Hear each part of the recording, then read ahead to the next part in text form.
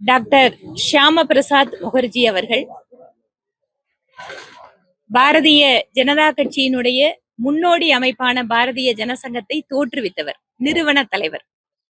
இன்று வரை எங்கள் கட்சியினுடைய அனைத்து கூட்டங்களிலேயும் டாக்டர் ஷியாம பிரசாத் முகர்ஜி அவர்களுடைய படமும் பண்டிட் தீனதயாள் அவர்களுடைய படமும் தான் முக்கியமாக இடம்பெற்றிருக்கும்.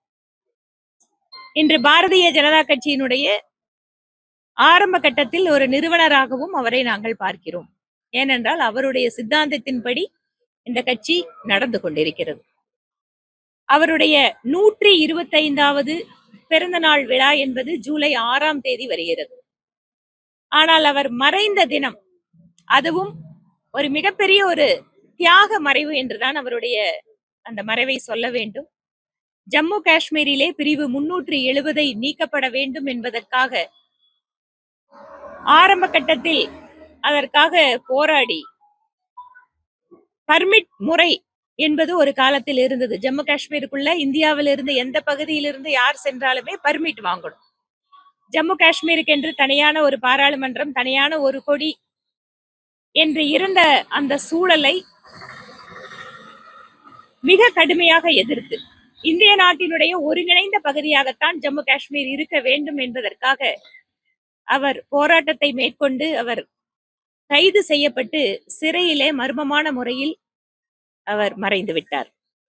ஆக இந்த ஜூன் 23 அவருடைய மறைவு தினத்தை முதல் கொண்டு ஜூலை 6 அவருடைய பிறந்த தினம் வரைக்கும் கிட்டத்தட்ட 15 நாட்கள் நாடு முழுவதும் பாரதிய ஜனதா கட்சி பல்வேறு நிகழ்ச்சிகளை ஏற்பாடு செய்து கொண்டு வருகிறது.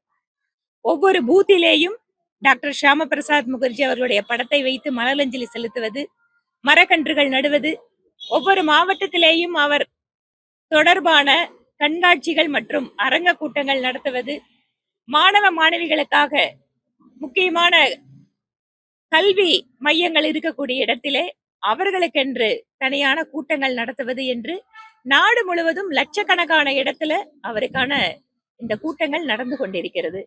இன்று ராமநாதபுரம் மண்டலிலே 28வது கிளையிலே எங்கள் கட்சியினுடைய நிர்வாகிகள், மாவட்ட பொதுச் செயலாளர் திரு சுதாகர் அவர்கள், இந்த நிகழ்ச்சியினுடைய பொறுப்பாளர் மற்றும் மாவட்ட செயலாளர் கண்மணி பாபு அவர்கள், கட்சியினுடைய மூத்த நிர்வாகி திருமதி விஜயா ரவி மற்றும் இந்த பகுதியிலே கட்சியினுடைய சிறந்த ஒரு நிர்வாகி திருமதி மேரி அவர்கள், அவருக்கு உதவியாக கலைவாணி அவர்கள், மகளிர் அணியினுடைய மாவட்ட தலைவி ஜெய்ஸ்ரீ உட்பட இங்க எல்லா நிர்வாகிகளும் இந்த நிகழ்ச்சியில கலந்துட்டு இருக்காங்க. மரக்கன்று நட்டிருக்கோம். அது மட்டும் இல்லாமல் இந்த பகுதியிலே நான் எம்எல்ஏவாக இருந்த போது அமைத்து கொடுத்த வாட்டர் ஏடிஎம் சிறிது நாட்களாக செயல்படவில்லை என்று இந்த பகுதியினுடைய தாய்மார்கள் எல்லாம் வந்து சொன்னார்கள்.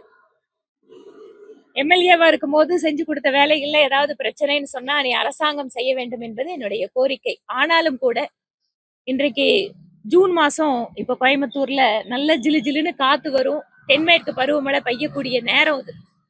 ஆனா தென்மேற்கு பருவமழையே இல்லாம இருக்குது கோயம்புத்தூர்ல. மக்கள் இன்னைக்கு வந்து தண்ணி இல்லாம அவ்வளவு கஷ்டப்படுறாங்க. கார்பரேஷன்ல இருந்து உப்பு தண்ணி கூட எத்தனை நாளைக்கு ஒரு தரமா வருது? உப்பு தண்ணி எப்ப நாளைக்கு வருது? சரியா வர்றது இல்ல. நல்ல தண்ணி எத்தனை நாளைக்கு ஒரு தரம் வருது? 4 நாளைக்கு. உங்களுக்கு இங்க 10 நாளைக்கு ஒரு தடவை தான் குடிக்கிறதுக்கு தேவையான நல்ல தண்ணி கோயம்புத்தூர் கார்பரேஷன் கொடுத்துட்டு இருக்கு. இந்த வாட்டர் ஏடிஎம் போட்டதே இந்த பகுதி மக்களுடைய குடிநீர் பிரச்சனை தீர்க்கறதுக்காக தான். அதனால அந்த மிஷன்ல ஏதோ இஷ்யூ அப்படின்னாங்க, அதை நான் சரி பண்ணி கொடுக்குறேன்ட்டு ஒரு 2 நாள் அதுக்குள்ள அதை சரி பண்ணி கொடுக்குறேன்னு சொல்லி அவங்க அந்த மக்களையும் பார்த்துருக்குறோம். இவை இல்லாமல் கட்சியினுடைய மற்ற நிகழ்ச்சிகள் எல்லாம் ரொம்ப சிறப்பாக நடந்து கொண்டிருக்கிறது.